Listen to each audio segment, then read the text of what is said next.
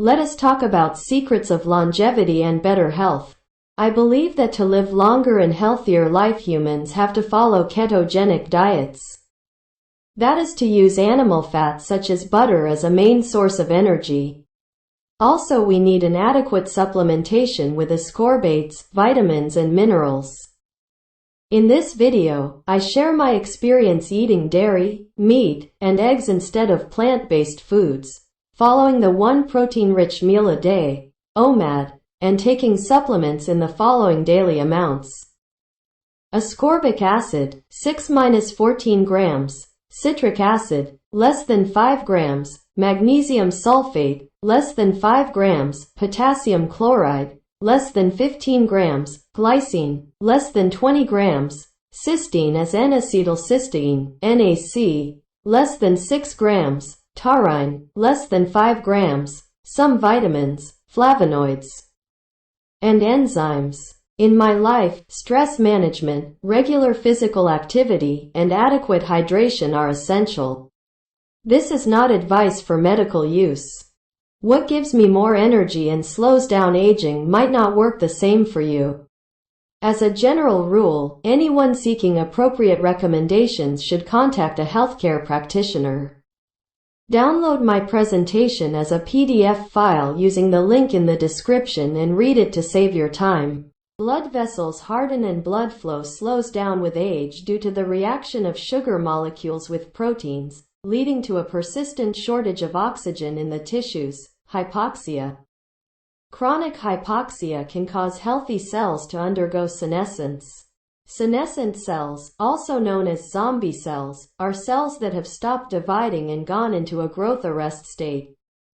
They are still metabolically active and capable of secreting inflammatory chemicals, SASP.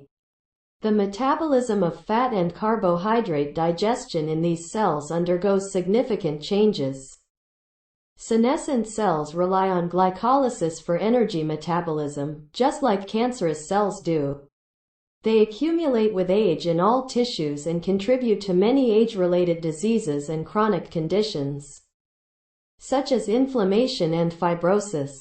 Eliminating senescent cells from the body can help older people delay aging and improve their health.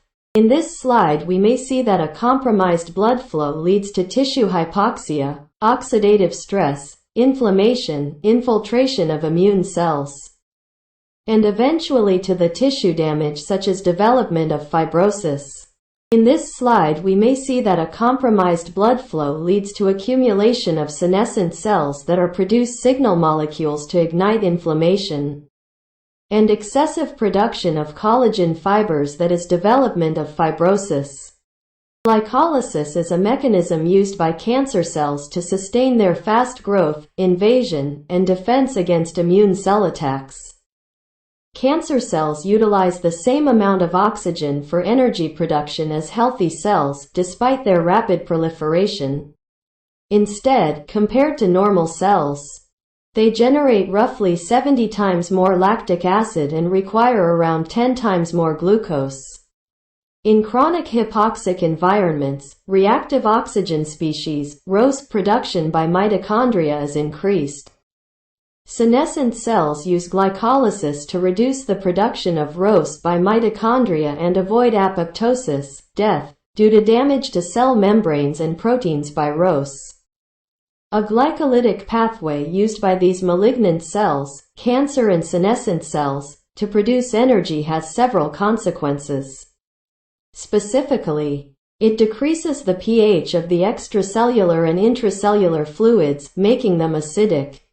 The ability of immune cells to target and eradicate cancer cells can be compromised by a glucose shortage, local hypoxia, and the acidity of extracellular fluid, reference 1. Thus, malignant cells are protected from the immune response by the use of glycolysis, reference 2. One promising metabolic therapy for the treatment of cancer is following a ketogenic diet, KD. The goal is to cause a glucose shortage, which is essential for the growth of tumors, reduce the production of lactate and acidity extracellular fluids, Insufficient glucose also lessens senescent cells' hyperactivity in generating pro-inflammatory cytokines, reference 3. A KD simulates a fasting condition and reduces inflammation in tissues. The only healthy cells that need glucose as a source of energy are erythrocytes or red blood cells. All other cells can use fatty acids or ketones as a source of energy, while some amount of glucose can be produced in the liver from glycerin and amino acids. Malignant cells such as senescent and cancer cells rely on glucose as a main source of energy. So, following a ketogenic diet reduces concentration of glucose in the blood and may lead to starving and death of the malignant cells. Because maintaining stable blood glucose levels is essential for the survival of red blood cells, even in conditions of severe carbohydrate restriction. Glucose can be synthesized in the liver from certain amino acids and glycerin.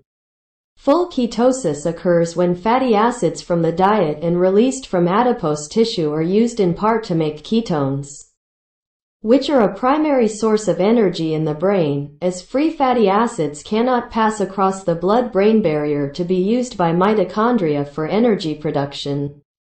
Although there is enough research on the potential short-term adverse effects of KDs, medical practitioners are still unsure of the potential long-term consequences of a KD. Therefore, prophylactic supplementation of electrolytes and some micronutrients should be considered before starting any KD, reference 4. Despite the promising and encouraging results of KD in laboratory and preclinical studies, only a few human trials have been conducted to determine how KD affects outcomes related to cancer. Full adaptation to a KD requires more than 12 weeks, while the majority of clinical trials lasted only about 1 month and were combined with standard cancer therapies, including radiation, chemotherapy, and/or surgery. Yet, numerous positive results were reported, ranging from higher rates of patient survival to improved responses to standard therapies. Constipation, diarrhea, nausea, vomiting, exhaustion, and hyperuricemia are among the side effects that have been described. However, some of them can be related to chemotherapy, reference 5. I believe that the primary cause of aging is the stiffening of the extracellular matrix, ECM, which serves as a framework to hold our living cells together. Protein glycation is the process underlying this change in ECM that occurs when sugar molecules react with protein fibers. When we are young, certain cells, including fibroblasts, create new elastic fibers, while our immune system promptly eliminates cross-linked and dysfunctional proteins.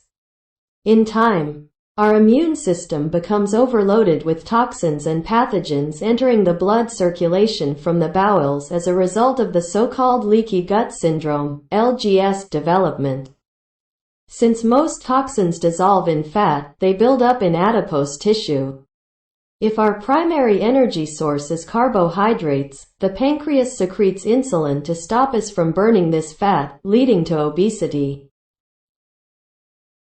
This slide shows schematically the development of the leaky gut syndrome when epithelium cells in our guts are inflamed and the epithelial layer is losing integrity. So, the gaps between the cells develop through which pathogens, foreign proteins, and toxins may infiltrate to the blood flow. Through evolution, humans have adapted to the use of animal fat as a main source of energy. It helped humans develop a much larger brain volume in comparison with apes, which still mostly consume plants as an energy source. Animal fat is very important for our brain development. A change from the Ice Age to a warmer climate pushed humans to develop agriculture and grow grains. Our civilization is still based on the use of grains and carbohydrates as a main source of energy. As a consequence, around 3,000 years ago, the brain volume of humans started to shrink.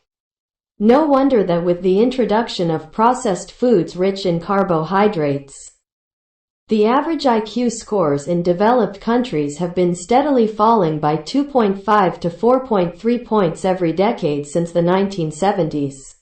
This slide shows schematically an evolutionary development of the human brain. We may see that the brain volume was increasing all time when humans were consuming animal fat and meat, but started to shrink when people invented agriculture and started to use grains as a main source of the energy. With increased consumption of carbohydrates, this shrinking accelerated in last decades of our history. In this slide we may see that so-called intelligence quotient, as a measure of our intelligence, is dropping. Average IQ scores in the world have been continuously declining by 2.5 to 4.3 points every decade. It means humans cannot sustain sophisticated technologies and devolve back to apes. The majority of young people today are unable to keep up with the advanced technologies of the 1960s, like nuclear power and space research. The 1960s saw the first human missions to the moon. Not any longer. Even though safe thorium nuclear reactors have been known since the end of the 1960s, environmental activists continue to fight against the use of nuclear energy. They even oppose the use of fossil fuels in energy generation, arguing that solar light can sustain our civilization. It is wrong, naturally. My conclusions about human mental decline and degradation cannot be founded solely on IQ and brain size. Numerous elements, such as political, societal, and economic ones, have an impact on technological advancements. However, I believe that adjusting to a KD from an early age can help both prevent human mental degradation and improve the health of the elderly. The use of animal fat as the primary energy source results in stable blood glucose and insulin levels, a slowing of the rate of protein glycation, and a significant increase in human lifespan. KDs may improve brain health by lowering inflammation. Ketones may offer brain cells a different, more effective energy source, according to certain research, which could enhance people's cognitive abilities. However, an important topic is whether it is possible to stop the aging process in those who previously consumed a so-called balanced diet and relied mostly on carbs for energy. It takes time to achieve health improvement and rejuvenation. A complete adaptation to a KD is only the initial phase of it. Most elderly people already experience chronic inflammation as a result of having an overabundance of senescent cells in their bodies. Regular intake of ascorbic acid and ascorbates, which are ascorbic acid salts, helps reduce chronic inflammation. Ascorbates mainly serve as antioxidants at lower doses, where they can protect cells from oxidative stress and mitochondrial damage. At therapeutic concentrations, ascorbates act as pro-oxidants, causing cells to produce reactive oxygen species, ROS, that result in oxidative stress and the death of cells. So, ascorbates can specifically target the metabolism of cancer cells, reference 6, and indirectly inhibit glycolysis. Megadoses of ascorbic acid and ascorbates can also be used to target senescent cells and inhibit glycolysis in them. I was already talking about the usage of ascorbates as senolytics in megadoses. In the extracellular fluid, ascorbates have the ability to produce hydrogen peroxide, H2O2, which can infiltrate cells and result in oxidative stress. Certain glycolytic enzymes can be inhibited by oxidative stress. This has the potential to reduce lactate generation, a key metabolite of glycolysis. Because cancer and senescent cells typically have greater levels of ROS, the higher oxidative stress imposed by ascorbates cannot be mitigated by cellular antioxidant responses, and cell death, apoptosis, can be induced. It has been demonstrated that ascorbates are comparatively more toxic to cancer cells than they are to equivalent normal cells. Dr. Pauling in his 1986 book How to Live Longer and Feel Better suggested to use large doses of ascorbic acids. He believed that oral vitamin C could prevent up to 75% of cancers. Vitamin C is required for production of proteins and collagen. According to the Pauling, the root cause of atherosclerotic plaque deposits is a vitamin C chronic deficiency. So, the Linus Pauling specific therapy for cardiovascular and heart diseases are mega doses of two essential nutrients, vitamin C and the amino acid lysine. Vitamin C megadosage is the consumption or injection of vitamin C, ascorbic acid, in doses well beyond 90 mg per day, and often well beyond the 2 grams per day. Numerous investigations have demonstrated that ascorbates frequently exhibit increased cytotoxicity to cancer and senescent cells when combined with other treatments. Ascorbates, therefore, may find use as a standalone chemotherapy drug or in combination with other medications that target glycolysis specifically. Improved blood flow and oxygen delivery to inflamed tissues result in a sustained increase in the rate of cellular oxygen consumption and production of ROS in tumor cells. With no changes in non-tumorigenic cells, reference 7. A combination of ascorbic acid and L-arginine, an amino acid required for the synthesis of nitric oxide, caused cancer cells to perish by increasing their levels of reactive oxygen species, ROS, and reactive nitrogen species, RNO, reference 8. The endothelium is the layer of cells that coats the interior surface of blood and lymphatic vessels. Nitric oxide, NO, which increases blood flow, is produced from arginine by endothelium cells by the release of an enzyme called endothelial nitric oxide synthase, ENOS. Endothelium cells can quickly activate ENOS when there is ascorbate in the blood, reference 9. In areas with lower pH, such as the stomach and digestive system, inflammatory locations, and hypoxic places like tumor tissue, ascorbates facilitate the non-enzymatic conversion of nitrites to NO. Meanwhile, even at very high levels of ascorbate, the non-enzymatic conversion of nitrite to NO appears to be negligible in blood and tissue that maintain a neutral pH of roughly 7.4, reference 10. On this slide an endothelium layer and protecting layer of glycocalyx are presented. Glycocalyx prevents sticking of blood proteins, cells and pathogens to the endothelium. A damage of the glycocalyx may lead to thrombosis. NO has multiple roles in the immune system. It is produced in high amounts from specialized cells of the immune system, such as macrophages, neutrophils, and natural killer cells. In response to various stimuli, such as pathogens, cytokines, and inflammation, NO is a key mediator of the immune system and plays an important role in immune regulation. It is used for killing bacteria, parasites, and tumor cells by disrupting their metabolism, DNA, and membranes. NO improves blood flow by relaxing and widening blood vessels.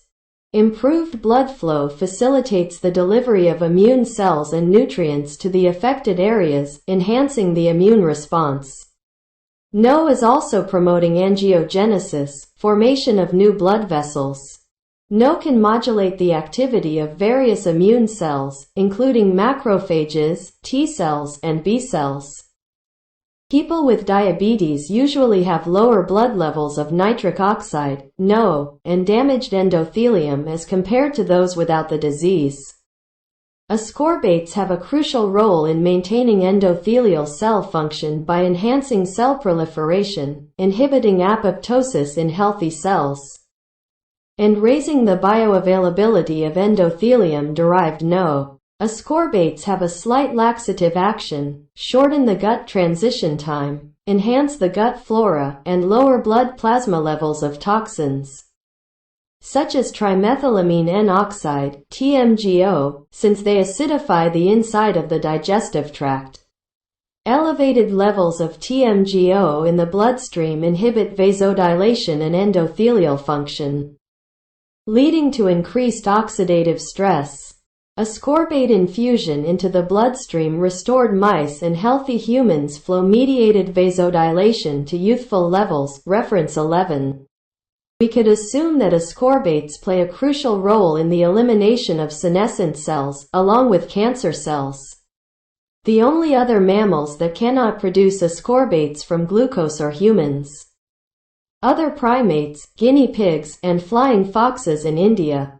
Large amounts of ascorbate are produced by other animals 80 to 180 mg per kilogram of body weight. For optimum health, a male weighing 70 kilograms, 160 pounds, should consume 6 to 14 grams of L-ascorbic acid daily. We therefore need sufficient daily ascorbate supplementation. Ascorbates are hardly a miracle drug, though. When taken orally, ascorbates do not significantly increase human longevity or cure cancer. Linus Pauling, a proponent of taking ascorbates in large amounts, died in 1994 from cancer at the age of 93. Ascorbates have an important role in the production of elastin and collagen, which are crucial components of connective tissues and the ECM that provide elasticity to various structures in the body, such as the skin, blood vessels, and lungs. The following amino acids that are available from meat, bone broth, fish, eggs, and dairy play essential roles in supporting overall ECM health and elasticity. 1. Glycine is the most abundant amino acid in collagen and elastin. It provides flexibility for the collagen structure. 2. Proline and lysine contribute to the stability of collagen and elastin fibers. 3. Alanine is another amino acid found in collagen, contributing to its structure. 4. Serine is involved in the synthesis of collagen and helps maintain its structure. 5. Valine and leucine are involved in the formation of elastin fibers. The following nutrients are also crucial for the synthesis of collagen and elastin. 1. Copper. Seafood and organ meats are dietary sources. 2. Vitamin A. The best dietary source is the liver. 3. Vitamin B5 or pantothenic acid. 4. Biotin, or vitamin B7. 5. Vitamin D3. 6. Vitamin K2 keeps elastin fibers from calcifying, which reduces their flexibility. 7. Zinc is essential for the integrity of the skin. Meat and dairy products are good dietary sources of zinc. 8. Dark chocolate has a lot of cocoa flavonols, which increase the elasticity of the skin. The following ingredients can be applied topically to increase the elasticity of the skin. 1. Vitamin E. 2. Melatonin. And 3. Retinol and retinoids. Protein synthesis and the synthesis of glutathione are affected when an insufficient level of sulfur amino acids is available. Possible roles of sulfur amino acids are the following. 1. Regulation of metabolism and cell functions. 2. Acting as precursors for protein synthesis. 3. Performing antioxidant functions. 4. Serving as methyl group donors.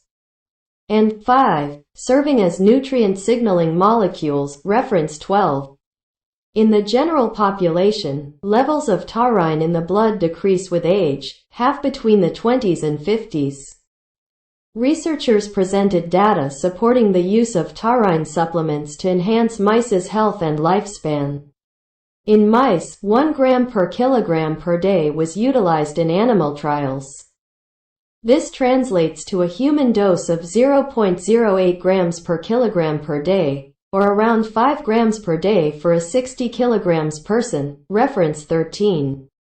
The natural antioxidant glutathione is produced from 3 amino acid, glutamic acid, cysteine, and glycine.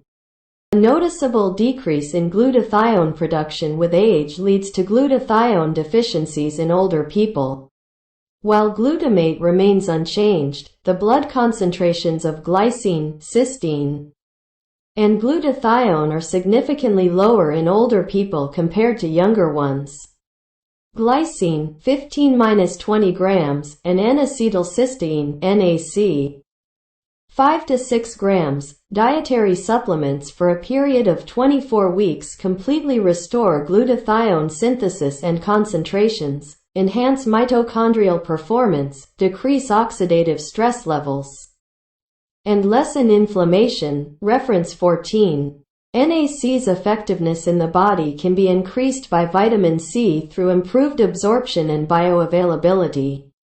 When compared to NAC and glycine alone, there might be some benefit to taking NAC and glycine supplements with vitamin C.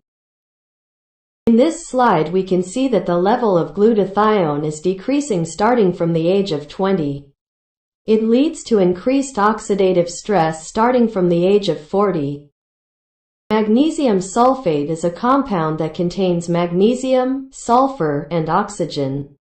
It is also known as Epsom salt, and it has various uses in medicine, agriculture, and industry. One of the roles of magnesium sulfate in the health of endothelium and epithelium cells is to act as a vasodilator and an anti-inflammatory agent. By relaxing the smooth muscle cells in blood vessel walls, magnesium sulfate can reduce blood pressure and enhance blood flow.